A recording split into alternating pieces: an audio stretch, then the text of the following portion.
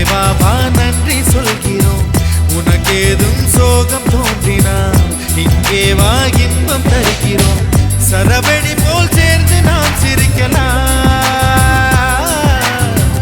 அதிரடியாய் வாழ்ந்துதான் காட்டலாம். அழகான சின்ன தேவதை அவள் தானே எங்கள் புன்னகை.